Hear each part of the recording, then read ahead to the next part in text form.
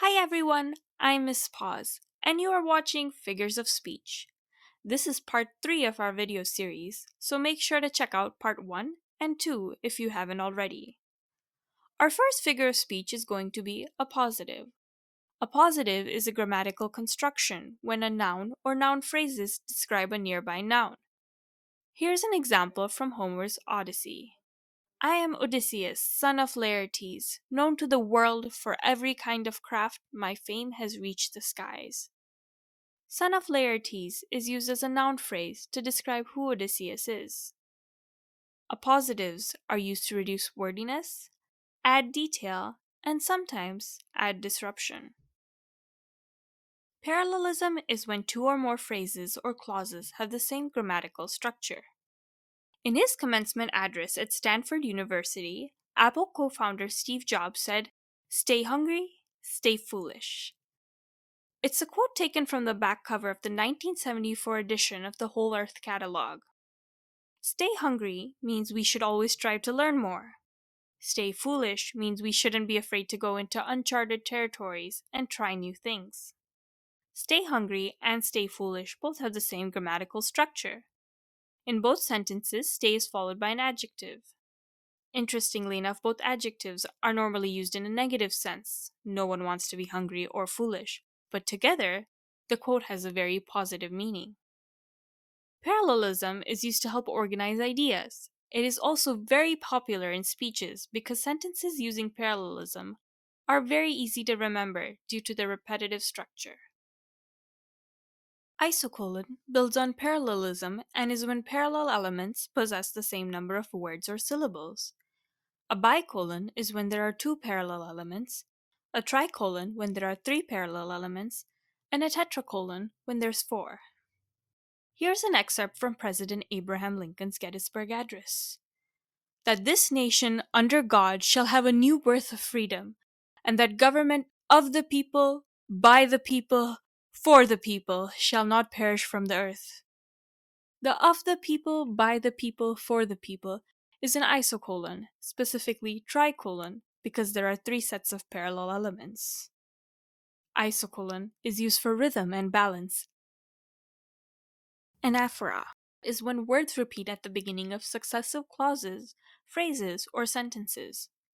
The opening line of Charles Dickens' A Tale of Two Cities reads, "It was the best of times, it was the worst of times. It was the age of wisdom, it was the age of foolishness. It was the epoch of belief, it was the epoch of incredulity. It was the season of light, it was the season of darkness. It was the spring of hope, it was the winter of despair." Each phrase begins with "it was." By the way, this is how I reach the word count on any essay. Just kidding! Anaphora can be used to create rhythm and link ideas. It is also often very memorable. Epistrophe, or epiphora, is similar to anaphora, except that words repeat at the end of successive clauses, phrases, or sentences. I'm sure you've seen the three wise monkeys from Japan. See no evil, hear no evil, speak no evil. Each phrase ends with no evil. By the way, did you ever wonder why monkeys are used to represent these phrases? In Japanese, the original phrase was see not, hear not, speak not. Not in Japanese has a very similar sound to the word for monkeys in Japanese, so it's a play on words. Epistrophe is used to give emphasis to an idea. Juxtaposition is when two elements are placed close together or side by side. "When the cat's away, the mice will play" is a popular proverb that people will take advantage of an absence from an authority figure.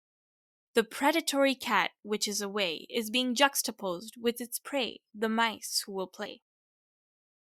I just want to set the record straight. This doesn't happen in my case. The mice come and play with me because they know I won't hurt them. After all, I'm a vegetarian cat. Juxtaposition is often used to compare and contrast two different ideas and highlight similarities or differences. Antithesis is when contrasting ideas are placed in juxtaposition and have a parallel grammatical structure. Man proposes, God disposes is an example of antithesis. Human beings can make plans, but they may or may not be successful.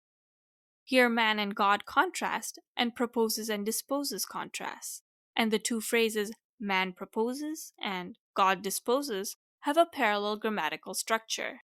Antithesis is used to highlight stark difference between two ideas.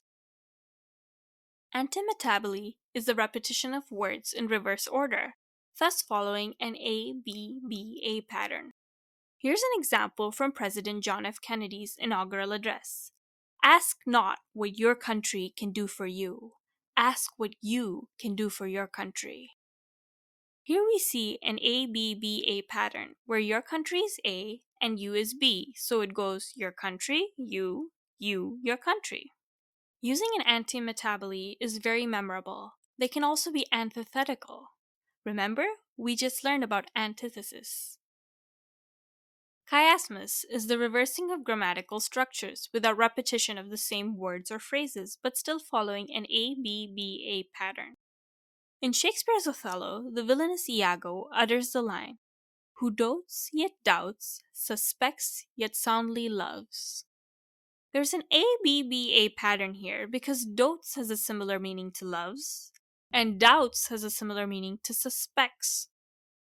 In Greek, chiasmus means X shape, and you can see the X shape that takes place with the A-B-B-A pattern. Chiasmus is often used to create a vocal rhythm and highlight important points. Drama time with my posse! Who doesn't like a little bit of drama? Well, I am elated to share with you that there is some drama in literary circles. Oh my. It seems that there are some who cannot agree on the meaning of chiasmus. We just learned that chiasmus and antimetaboly both have an ABBA structure, but there is one distinction. Chiasmus does not have repeating words, and antimetaboly does. Well, actually for most, chiasmus is something with an ABBA structure that may or may not have repeating words. Thus, they believe that antimetaboly is an example of chiasmus, but not all examples of chiasmus are examples of antimetaboly. But then there are some who are adamant and say that chiasmus and antimetaboly are not at all interchangeable. It's really up to you which word you use when referring to a sentence with ABBA structure than repeating words. I prefer using the more proper and cooler term, antimetaboly. Well, that's enough tea for today. Zeugma is when a word is applied to two other words in different senses. In Alexander Pope's poem, The Rape of the Lock, Canto 3, there's a line, "Does sometimes counsel take, and sometimes tea." Here the word take is used in two different senses. Taking counsel is a phrase that means discussing a problem, and taking tea is a British way of saying drinking tea.